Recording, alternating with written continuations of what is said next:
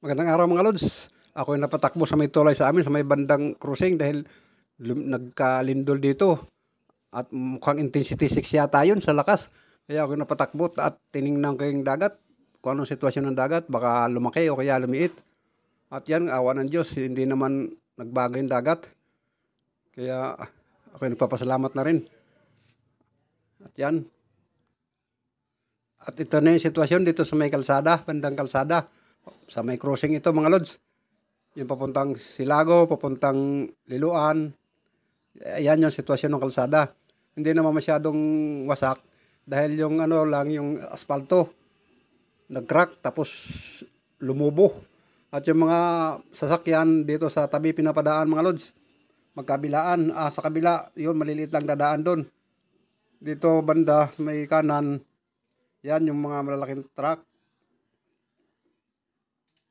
Sa may unahan din, meron ding bitak yung kalsada mga lods. Ito, oh, bitak na bitak talaga yung kalsada. Buti yung banda dyan, yung asfalto, hindi naman naepektuhan. Talagang nakakatakot mga lods. Okay, sa bukid kanina, talagang yung niyog, sumasayaw-sayaw. Nakakatakot.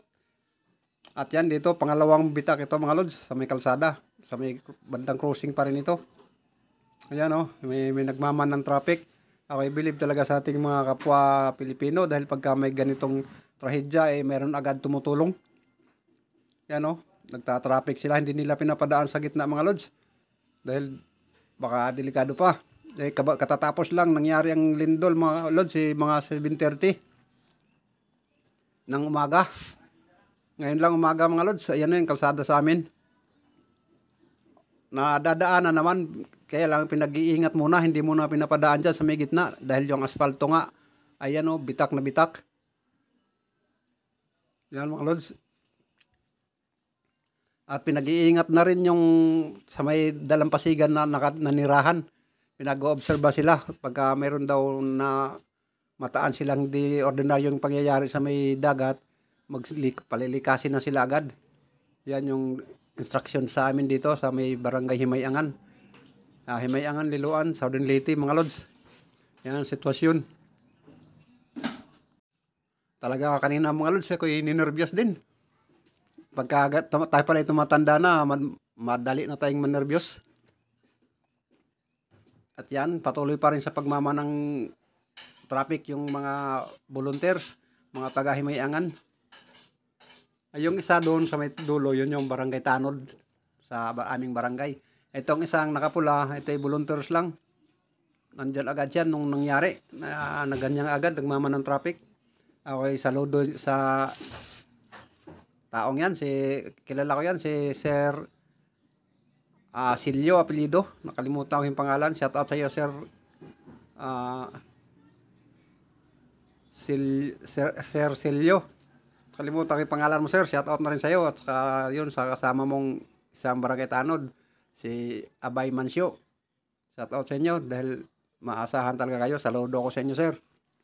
Yan, saludo ko sa inyo sir. Sana marami pang kagaya nyo na lumalabas pagka mga ganitong mga trahedya.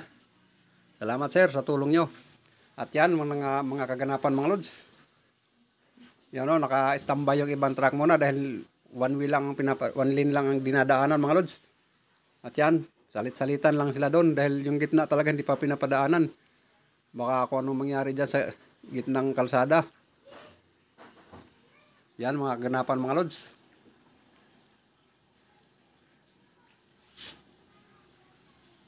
Yang mga dumadaan papuntang Sugod yan mga lods. Yan yung bus na yan papuntang Sugod yan, yan ay galing Silago. Sugod maasin yan, pamaasin pero dadaan muna ng Sugod yan mga lods. Silago maasin. Pero dadaan muna bago makarating ng maasin yan, dadaan muna ng Sugod yan mga lods. Yun yung bus na yun. At ito talagang masisipag itong nagmama ng traffic. Volunteers.